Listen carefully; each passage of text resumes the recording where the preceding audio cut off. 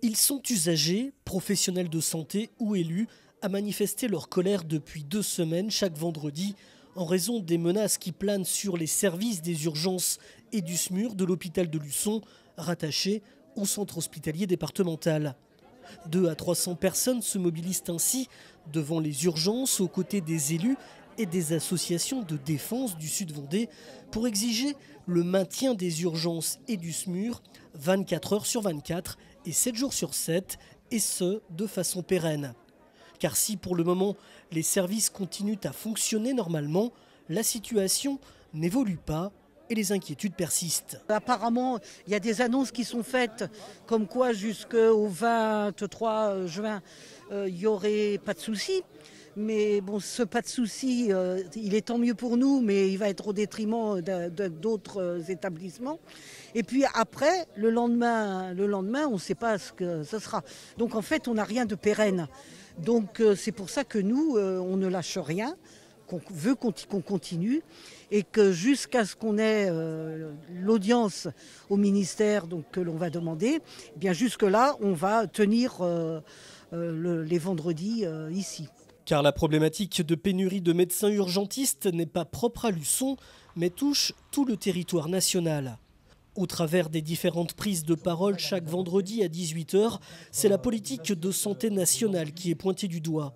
Un état de fait qui inquiète les élus locaux, nombreux à se mobiliser.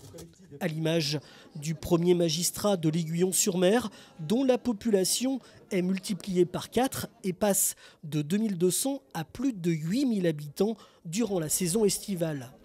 Situé à plus de 20 minutes de Luçon, le maintien des services des urgences et du SMUR est vital pour le maire de la commune. La Vendée Sud, on sait déjà désertifié par les médecins d'une part.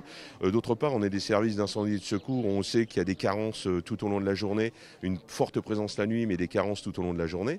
Ça veut dire que lorsque les sapeurs-pompiers partent sur une détresse vitale, les temps de délai de route sont multipliés par 2. Et si on a un autre accident cardiaque derrière, plus de SMUR, on fait quoi ? Et c'est dramatique, donc c'est juste inadmissible que cette situation perdure. Le problème, il est forcément là très localisé, mais c'est un problème presque national. Mais il faut monter au créneau pour qu'on puisse avoir les moyens dans nos départements de mettre en œuvre les secours d'urgence. Il y a une organisation qui était bien faite en France et il ne faut pas la perdre, cette organisation. D'autres communes de Sud-Vendée littoral soutiennent cette action, comme celle de Sainte-Gemme-la-Plaine, déjà frappée par la désertification médicale.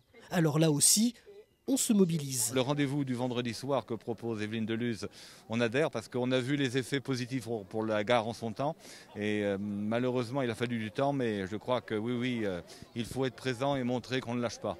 Puis ce que j'ai apprécié, c'est qu'il n'y a pas de concurrence avec les autres secteurs. Il y a une vue d'ensemble et c'est précieux. Moi, je disais il y a quelques temps, oh là là, tant qu'il n'y aura pas de mort, ça va aller, mais le jour où il y en a, et là, ce temps-ci, malheureusement, on le dit avec mesure aujourd'hui. Et c'est important de mesurer ses propos. Mais on voit bien qu'on touche des limites actuellement. Et ça, on est obligé de se mobiliser, c'est clair. Des inquiétudes partagées par les élus michelais qui, déjà fin 2020, avaient adopté une motion de soutien au service des urgences et du SMUR. Effectivement, le territoire est impacté par ces mesures restrictives de l'apport à la santé. Ça fait quelques mois qu'à Saint-Michel, nous avions vu la défaillance et noté dès octobre-novembre des projets de fermeture du SMUR. C'est pour ça que j'avais mobilisé le conseil municipal de Saint-Michel-en-Lerme pour prendre une motion lors d'un conseil municipal fin d'année dernière. Pour vous, là, c'est important de continuer, de poursuivre cette mobilisation ? C'est essentiel pour l'attractivité de notre territoire et puis l'accès aux soins pour tous est quand même une priorité nationale. Je ne vois pas pourquoi on nous enlève ces services-là. Les élus et associations de défense vont adresser dans les jours qui viennent une lettre au ministère de la Santé pour demander une rencontre avec le ministre pour dénoncer cette situation inacceptable. En attendant, jusqu'à la perspective d'une audience à Paris, les rassemblements du vendredi à 18 h à Luçon sont reconduits avec la réalisation le 11 juin prochain d'une chaîne humaine pour ne rien lâcher.